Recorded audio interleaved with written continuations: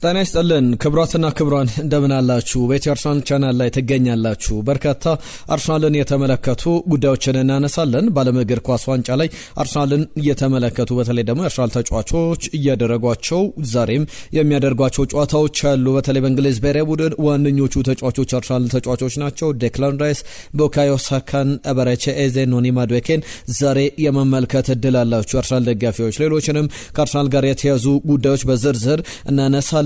የኦስካር ሚንጌዛ ጉዳይ ላይ ምን አዲስ ነገር አለ ለምትሉ ከሞርጋን ሮጀርስ ጋር በተያዘ በጣም ለአርሰናል አድቫንስድ ደረጃ ላይ እንዳለ በዝውውሩ ላይ የሚያሳዩ በጣም ጥሩ መረጃዎች የወጡበት ቀን ላይ እንገኛለን። ከዛ ውጪ ደግሞ በአርሰናል በኩል የፖርቹጋሉ ጋዜጣ አቦላ ይዞት የወጣው ዘገባ አለ። እንዲሁም የቀድሞ የአርሰናል ተጫዋች ልጁ ለአርሰናል ለመፈረም ስለመቃረቡ የሚያሳይ ጉዳይንም ተመልክተናል። ስለ ሳንድሮ ቶናሊ ምን አዲስ ነገር አለ ላላችሁን ምላሽም እናነሳለን። ዊሊያም ሳሊባ እንደ ክላን ራይስን የተመለከቱ ጉዳዮች እናነሳለን። ዳቪድ ራያንን በተመለከተ በስፔን ብሔራዊ ቡድን ለምንድነው የማይጫወተው፣ ቁጥሮችስ ምን ይላሉ በስፔን ብሔራዊ ቡድን የሚለውን ጉዳይ በስፋት እንመለከታለን። ከዛ በተጨማሪም በዋነኝነት የአርሰናልና የአትሌቲኮ ማድሪድ ስምምነትን በተመለከተ በጣም በሰበር መረጃዎች ብዙ ዘገባዎችን እየተመለከትን እንገኛለን። ምን ያህል እውነት አላቸው? አትሌቲኮ ማድሪድ ከአርሰናል ጋር በኡሊያን አልቫሬዝ ዝውውር ስምምነት ላይ ደርሷል የሚሉ ዘገባዎችን ተመልክተናል። ስለ ሚኬል አርቴታ፣ ኦሊቬ ዢሩ፣ ሌሎችንም የአርሰናል ጉዳዮች በዝርዝር እየተመለከትን እንቆያለን። በቻላችሁት በያላችሁበት አብራችሁን ቆዩ። መልእክት፣ ሀሳብ፣ አስተያየቶቻችሁን እንቀበላለን። ይህንን ቪዲዮ ላይክ አድርጋችሁ ጀምሩ። የዓለም ዋንጫ ላይ የአርሰናል ተጫዋቾችን ጉዞ እንዴት ተመለከታችሁ?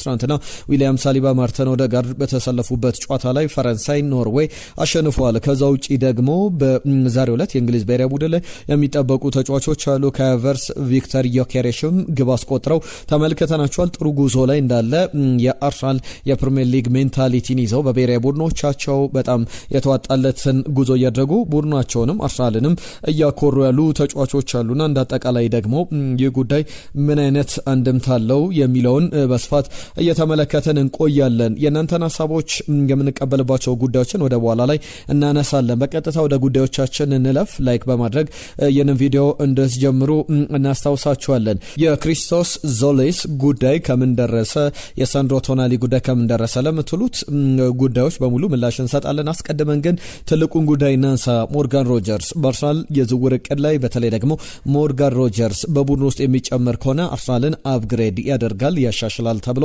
በብዙሃን መገናኛዎች የሚታመንበት ብዙ ተንታኞችም ፑንዲቶችም የተጫዋች መምጣት አለበት ብለው በደንብ የሚመሰክሩለት አይነት ተጫዋች ሆኖ እናገኘዋለን። ሞርጋን ሮጀርስ የፕሪሚየር ሊግ ኤክስፒሪየንስ ያለው እንዳጠቃላይ ደግሞ እንቅስቃሴዎቹ በተለይ የአርሰናል ደጋፊዎች በደንብ በቅርበት ከአርሰናል ጋር የነበሩ የቪላ ጨዋታዎች ላይ እንዴት ፐርፎርም እንዳደረገ፣ እንዴት ቡድኑን እንዳሻሻለ፣ እንዴት በአርሰናል ላይ የበላይነት እንዲወሰድ ታክቲካሊ ምን አይነት አድቫንቴጅ እንደነበረው በቅርብ የተመለከታችሁ ይመስለኛል።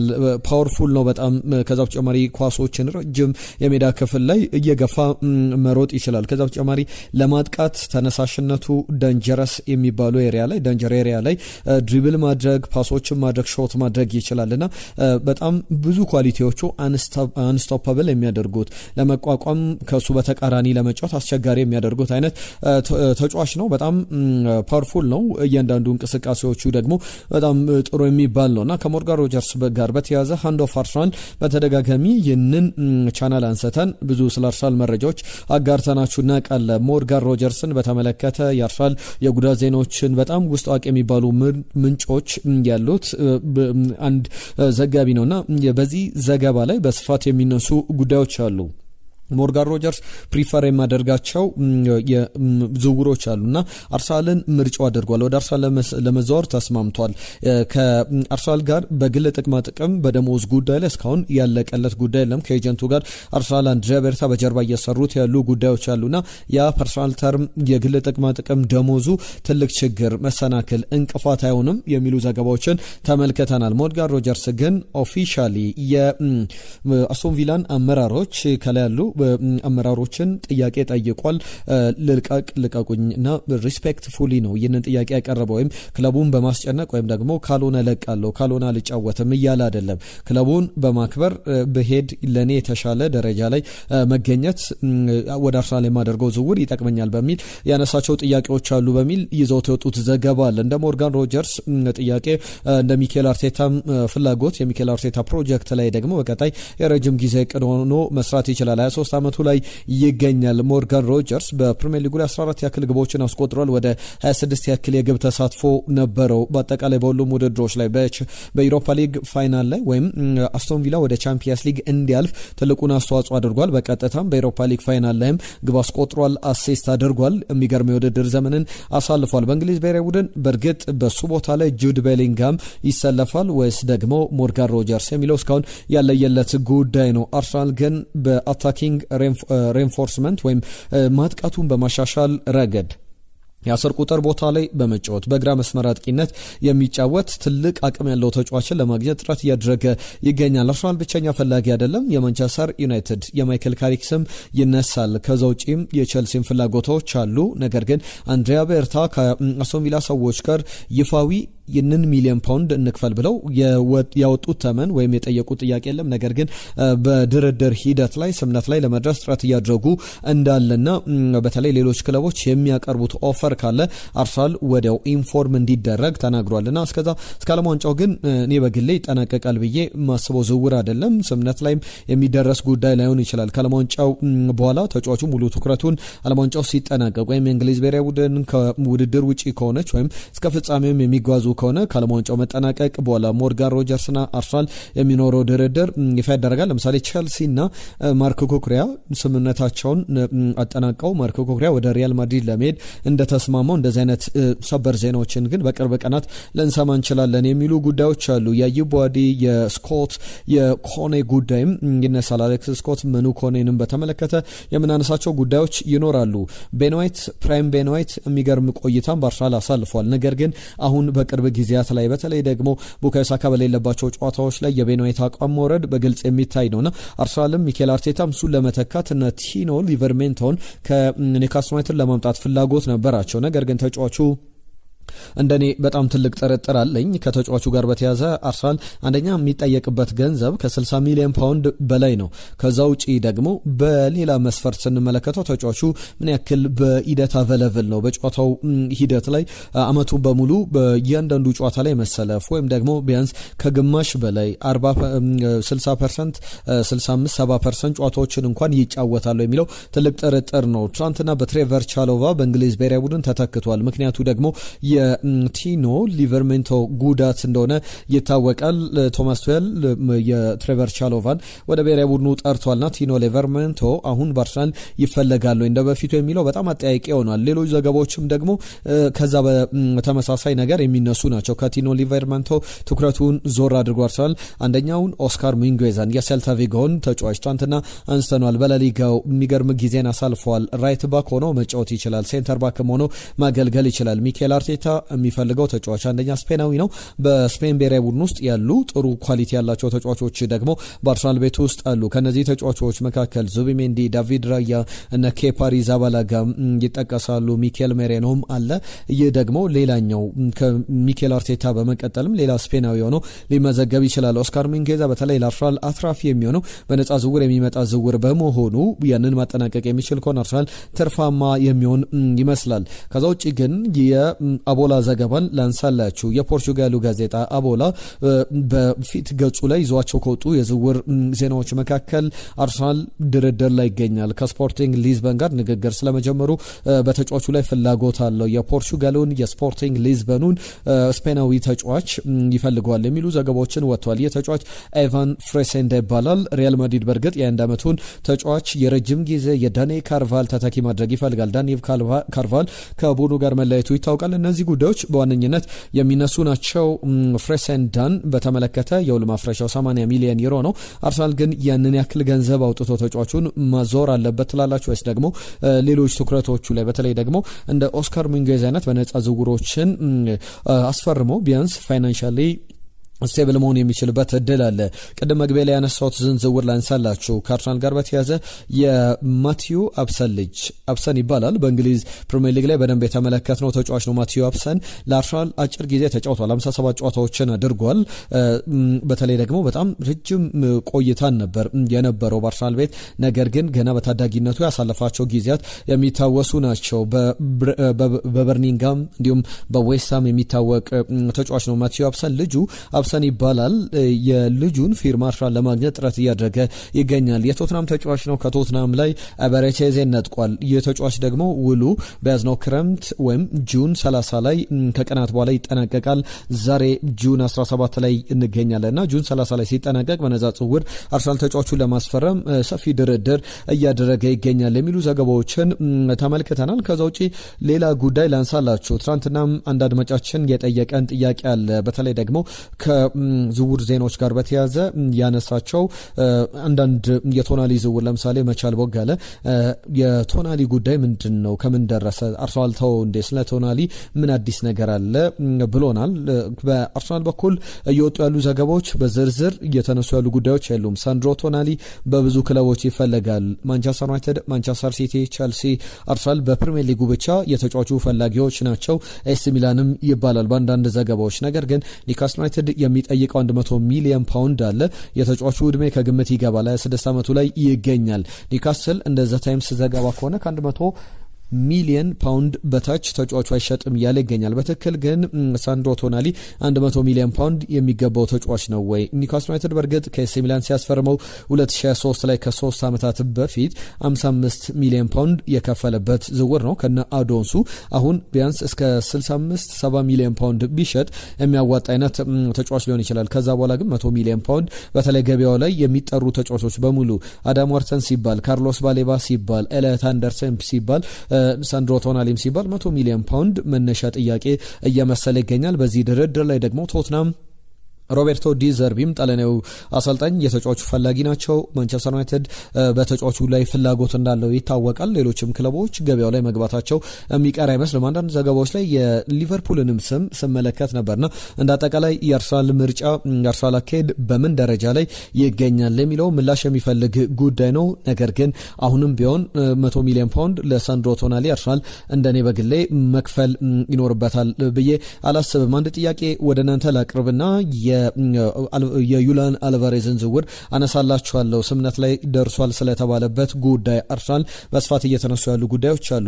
ለእናንተ በአርሰናል ቤት ዊሊያም ሳሊባ ነው ጋብሪኤል ማጋሌሽ ነው የፕሪሚየር ሊጉ የውድድር ዓመት እንዳጠቃላይ በአርሰናል ስኬት ላይ ለአርሰናል ቁልፍ ለአርሰናል መከላከል ስቴብል እንዲሆን የሚያደርገው የተሻለው ተጫዋች ከሁለቱ ማን ነው? ዊሊያም ሳሊባ ወይስ ደግሞ ጋብሪኤል ማጋሌሽ? እስቲ መልእክቶቻችሁን ጻፉልን። በዚህ ጉዳይ ላይ ሰፊ ሀሳቦችን እያነሳን አሁንም እንቀጥላለን። ከኡሊያን አልቫሬዝ ጋር በተያያዘ አርጀንቲናዊው ኮከብ የዓለም ዋንጫ፣ የፕሪሚየር ሊግ፣ የቻምፒየንስ ሊግ አሸናፊ ነው። ገና በ26 ዓመቱ ሁሉንም ስኬቶች አጣጥሟል። ሪያል ማድሪድ 150 ሚሊዮን ዩሮ ያቀረበለትን ተጫዋች ከስፔን የሚወጡ ዘገባዎች አሉ። ምሽት ላይ በተለይ በጣም አስገራሚ አነጋጋሪ በብሬኪንግ ኒውስ አርሰናል በሰበር ዜና የሰማናቸው ጉዳዮች አግሪመንት ላይ ስምነት ላይ ደርሷል። ፖቴንሻሊ ቪክተር ዮኬሬሽን ወደ አትሌቲኮ ማድሪድ በመልቀቅ ኡሊያን አልቫሬዝን በ50 ሚሊዮን ዩሮ ጭማሪ ማለት ነው። ቪክተር ዮኬሬሽ 70 ሚሊዮን ዩሮ ቢገመት በ130 ሚሊዮን ዩሮ አጠቃላይ ክፍያ ማለት ነው። ቪክተር ዮኬሬሽን እና 50 ሚሊዮን ዩሮ አርሰናል ከፍሎ ተጫዋቹን እንዲያስፈርም አትሌቲኮ ማድሪድ ለአርሰናል ጥያቄ አቅርበው ስምነት ላይ ደርሷል የሚሉ ዘገባዎችን ተመልክተናል። ነገር ግን ይህንን ዳውንፕል የሚያደርጉ ሌሎች ምንጮችን እስካሁን ያላገኘንበት ሰፊ ዘገባም የተመለከትንበት ጉዳይ አይደለም። በዚህ ሂደት ላይ ደግሞ እንደ ቲም ቶክ ያሉ ብዙ መገናኛዎችም በአርሰናል በኩል ምንም አይነት እንደዚህ አይነት ስምነት ላይ አልደረሰም። አትሌቲኮ ማድሪድም እስካሁን በተጫዋቹ ላይ የወሰናቸው ውሳኔዎች የሉም። ጥያቄዎች አሉ። 100 ሚሊዮን ዩሮ ያቀረበው ባርሰሎና፣ 150 ሚሊዮን ዩሮ ያቀረበው ሪያል ማድሪድ አለ። አርሰናልም ደግሞ በተለይ የቅርብ ተፎካካሪዎች በመሆናቸው ምክንያት አትሌቲኮ ማድሪድ፣ ሪያል ማድሪድ፣ ባርሰሎና እነሱ እሱን ማጠናከር በክለቡ በኩል ዋነኛው እንደ ትልቅ እክል የሚታይ ነውና ያንን እንመለከታለን። ከብሔራዊ ቡድኖች ጋር በተያያዘ ዛሬ ዴክላን ራይስን በዋነኝነት እንመለከተዋለን። ቡካዮ ሳካ በአርሰናል ቤት አገግሞ ወደ ቻምፒየንስ ሊግ ፋይናል ላይም ተመልክተናል። ነገር ግን አሰልጣኝ ቶማስ ቱሄል ለወራት ከነጉዳቱ ሲጫወት ነበር ብለው ሀሳባቸውን ሲሰጡ እንደነበረ ይታወቃል። ብዙ ጉዳዮች እየተነሱ ይገኛሉ። እንደ አጠቃላይ ግን በአርሰናል ቤት ዴክላን ራይስ በዛሬው የእንግሊዝ ብሔራዊ ቡድን የክሮኤሺያን ብሔራዊ ቡድን በሚገጥምበት ጨዋታ ላይ ይኖራል። ኖኒ ማዱዌኬ ቡካዮ ሳካ ካልተሰለፈ የሚሳለፈው ተጫዋች ነው። ኤበሬቺ ኤዜም በጨዋታው ላይ እድል ያገኛሉ። እንመለከተዋለን። የአሰልጣኝ ቶማስ ቱሄልን ውሳኔዎች ዛሬ እነማንን ይጠቀማሉ? እንግሊዝ ብሔራዊ ቡድን ምሽት 5 ሰዓት ላይ የሚያደርገው ጨዋታ አለ። በእርግጥ የፖርቹጋል ብሔራዊ ቡድን አስቀድሞ ይደረጋል። እንደ አጠቃላይ ይህንን ጨዋታዎች በስፋት እናነሳቸዋለን። ነገ ትናንትና ዊሊያም ሳሊባ የሚገርም ጊዜን አሳልፏል። ከዴክላን ራይስ ጋር በተያዘ ግን ጆርዳን ኤንደርሰን ያነሳው ጉዳይ አለ። እንደ ተጫዋች ሁሉም ሜዳ ላይ ምን ማድረግ እንደሚችል ዴክላን ራይስ ያውቃል፣ ይመለከታል፣ ማየትም ይችላል። ነገር ግን ከሜዳው ውጭ ያለውን ነገር ብዙዎች አያውቁም። ያለውን ኳሊቲ የቡድኑ መሪ ነው። ከሜዳው ውጭ ቡድኑን እንደ ግሉ በማጣበቅ ከሁሉም ጋር ተግባቢ ተወዳጅ አይነት የመልበሻ ቤት ተጫዋች ነው በሚል ጆርዳን ሄንደርሰን ዴክላን ራይስን ይገልጿል። ስለ ዊሊያም ሳሊባ እናነሳለን። ዊሊያም ሳሊባ ስለ ዋንጫ ዓመት በተለይ ዋንጫ ተጫዋቾችን ትልቅ ያደርጋል ብሎ ያነሳልና እኔ ሴንተር ባክ ሆኜ ፈጣሪ ፈቀደና ሴንተር ባክ ወይም የማል ስፍራ ተከላካይ ሆኜ እየተጫወትኩ እገኛለሁ። እንደ ታዳጊ ብዙዎች ስትራይከር ወይም ደግሞ ያንን ምርጥ ኳሶችን የሚያቀብሉ አማካዮችን እንዲሆኑ ይፈለጋል። በጣም ኤክሳይትድ የሚያደርግ ቦታ ሊሆን ይችላል። ነገር ግን እኔ በቦታዬ ላይ የዓለማችን ምርጡ መሆን የምችል አሁንም የዓለማችን ምርጡ መካከል አንዱ ነኝ የሚል ሀሳቡን ያነሳል። እንደ ሜባፔ ወይም እንደ ዴምቤሌ ስታር ላልሆን እችላለሁ የቡድኑ፣ ነገር ግን በቦታዬ ላይ ግን የቡድኑ ምርጡ ተጫዋች እኔ አንደኛው ነኝ በሚል ያስቀምጣል። ዊሊያም ሳሊባን በተመለከተ በትናንትናው ጨዋታ ላይ የሚገራርሙ ታክሎችን ሲወርድ የሚገርም ጨዋታን አሳልፏል። ከሴኔጋል ብሔራዊ ቡድን ጋር በነበረው ጨዋታ ላይ አንዳንድ ሰዎች የሚያነሷቸው ጥያቄዎች አሉ። ለእናንተም ሀሳቡን አንስቼላችኋለሁ፣ ፎርዋርድ አድርገናል። ዊሊያም ሳሊባ ወይስ ደግሞ ጋብሪኤል ማጋሌሽ? አንዳንዶች ዊሊያም ሳሊባ የቡድኑ ቁልፍ ተጫዋች ነውና በጣም አንደርሬትድ እየተደረገ ይገኛል። በተለይ ጋብሪኤል ላይ እየተሰጡ ያሉ ትኩረቶች፣ አጠቃላይ ሽፋኖች የበለጠ ነገሩን ከፍ እያደረጉት ይገኛሉ። በ90 ደቂቃ በአርሰናል ማጥቃት በአርሰናል ቢልድ አፕ ላይ ያለው አስተዋጽኦ ከዛ በተጨማሪ የአርሰናል መከላከል ስቴብል እንዲሆን በጣም ኮማንዲንግ ሆኖ ኮንትሮሊንግ የሆነ ሴንተር ባክ ነው ተብሎ ይገለጻል። ጋብሪኤል ማጋሌሽ ብሎኮች ላይ ከዊሊያም ሳሊባ የበለጠ ክህሎት እንዳለው ይታወቃል። በታክሎች በሌሎች ኳሊቲዎች ደግሞ ቡድንን በመምራት ከኳስ ጋር ፕሮግረስ እያደረገ ቡድኑ እንዲሄድ በማድረግ ደግሞ ዊሊያም ሳሊባ የተሻሉ ኳሊቲዎች አሉት። ለእናንተ ማን ነው የተሻለው? እስቲ ሀሳብ አስተያየቶቻችሁን ላኩልን። ከዛ ውጪ ከዳቪድ ራያ ጋር በተያዘ ሲሞንስ እንዲሁም ደግሞ ራያ ማን ነው በዚህ በአርሰናሉ ግብ ጠባቂና በአትሌቲክ ቢልባኦ ግብ ጠባቂ በኩል ማን ነው ምርጡ ግብ ጠባቂ ለስፔን ብሔራዊ ቡድን የሚለው አንዳንድ ጥያቄዎች ይነሳሉ። እናንተ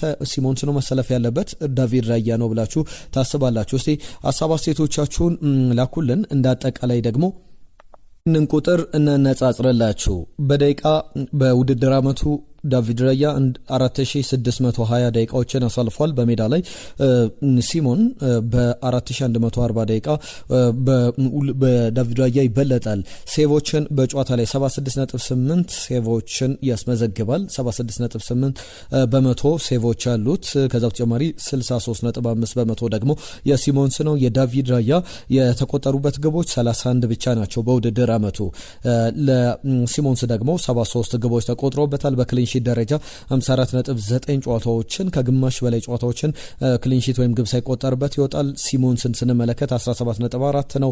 ፓስ አኪዩሬሲ 65 ለ57 ናቸው። በዳቪድ ራያ የበላይነት ነው። ምናልባት ሎንግ ፓስ አኪዩሬሲ ላይ ሲሞንስ የተሻለ ነው። 36 ለ35 አካባቢ ቁጥራቸው 35 በመቶ ረጅም ኳሶቹ የተሳኩለት ናቸው። 36 በመቶና 35 በመቶ የሁለቱ ቁጥሮች ይቀመጣል። ነገር ግን ውሳኔዎቹ የአሰልጣኞቹ እንደሆነ ግን መናገር ይቻላል። ስለ አርቴታ አንድ ነገር እየተነሳ ይገኛል። ኦሊቪዬ ዢሩ በቢቢሲ ላይ ቆይታ አድርጎ ነበር። የዓለም ዋንጫ ስርጭትን በቢቢሲ ላይ ከሚመሩ ተንታኞች መካከል አንዱ እንደሆነ ይታወቃል። ማታ ላይ አንድ ነገር ሲናገር ሰምተነዋል። ኦሊቪዬ ዢሩ ለአርሰናል 253 ጨዋታዎችን አድርጓል። 105 ግቦችን አስቆጥሯል። ከዛ በተጨማሪ 5 ዓመት ከግማሽ በኤምሬትስ ስቴዲየም አሳልፏል። ከአርሰን ቬንገር ዘመን የመጨረሻ ዓመታት ቆይታ ጀምሮ የሚጠቀስ ነው። የቬንገር የመጨረሻ ቆይታ ላይ የሚገርም ቲም ነበረን፣ የሚገርም ቡድን ነበረን፣ የሚገርም እግር ኳስ እንጫወታለን፣ ነገር ግን ሁሌ ፕሪሚየር ሊግ ማንሳት ይከብደን ነበረ ብሎ ያስቀምጣል። 2016 ላይ ሌስተር ሲበላው በጣም ተቃርበን ነበር፣ ማርች ላይ ኮላፕስ አደረግን ወይም ሞደቅ ጀመርን ይላል። ከዛ በኋላ እነ ማንቸስተር ሲቲ አይነት በጣም ጠንካራ ቡድን መጣ፣ ሌሎችም ቡድኖች ነበሩ፣ እኛ ደግሞ ኮንሲስተንስ በወጥነት እየተጫወትን አልነበረም ብሎ ያስቀምጣል። በጣም ደስተኛ ነኝ እንደ አጠቃላይ 22 ዓመታትን በዚህ በኢንቪዚብል ቡድን ውስጥ ከተመለከትነው ዋንጫ በኋላ አርሰናል ዋንጫ በመብላቱ በጣም ደስተኛ ነኝ ይላል። ሚኬል አርቴታን ደግሞ በቬንገርና በአርሰናል ቡድን መካከል የነበረ ሊንክ ነበር።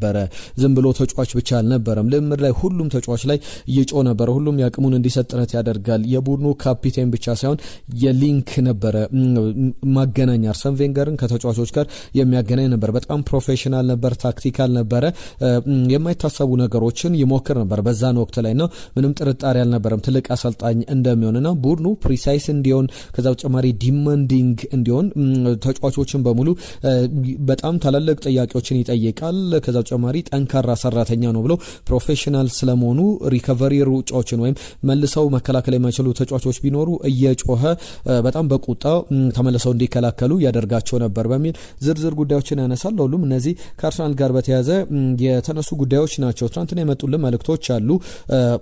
ሰላም እንዴት ናችሁ? የዝውውር መረጃዎቹ ላይ ትንሽ ጥያቄ አንስቶልናል። አየነው ሙላለም በዛሬው ዕለት ምላሽ የሰጠንባቸው ይመስለኛል። አቤል በሁሉም ውድድሮች በፕሪሚየር ሊግ፣ በኤፍኤ ካፕ፣ በቻምፒየንስ ሊግ፣ ዩሮፓ ሊግ ወዘተ ከ2005-6 የውድድር ዘመን ጀምሮ የአርሰናል ከፍተኛ ግብ አስቆጣሪዎች እስቲ በስም ጥቀሱልን ብለን ነበረ። አቤል ለምሳሌ 2019 ላይ ፒየር-ኤመሪክ ኦባሜያንግ 31።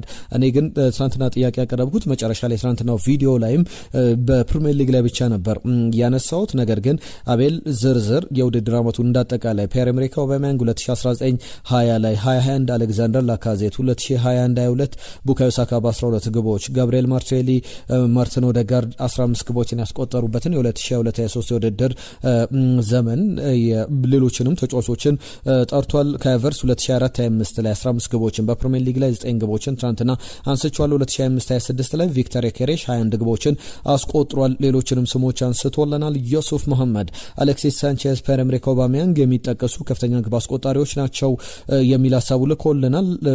መቻል መልስ ሰተንበታል። ቀደም ያነሳውን ጥያቄ አሌክስ ስኮት በፕሪሚየር ሊግ ልምድ ያለው ተጫዋች ነው፣ ቢመጣ ጥሩ ነው ብሎናል። አቤል እናመሰግናለን። የጀርቢ ሞንጋ ዝውውር ግን በጣም ዘገየ፣ በሱ ላይ የተለየ ነገር ቢፈጠር በጣም የማዝን ይመስለኛል ብሎናል ዳዊት። እንዲሁም መስረሻ ዘውዴ የጻፈልን መልእክት አለ። መስረሻ ዘውዱ በዝውውር ላይ ታማኒነታቸው የተረጋገጡ ዜናዎች እየጠፉ ነው አይነት አስተያየቱን ሰጥቶልናል። በዛሬው ዕለት ምላሽ የሰጠንባቸው ይመስለኛል። ታደሰ መሞ ካይ መልቀቅ የለበትም፣ ካቨርስን ጥሩ ነገር ያለበት ተጫዋች ነው የሚል ሀሳቡ ልኮልናል። ሁላችሁንም ስለሰጣችሁን ሀሳብ ስለ መልእክቶቻችሁ በሙሉ ከልብ እናመሰግናለን። በአዳዲስ ጉዳዮች ነገ እንመለሳለን። ጤና ይስጥልን።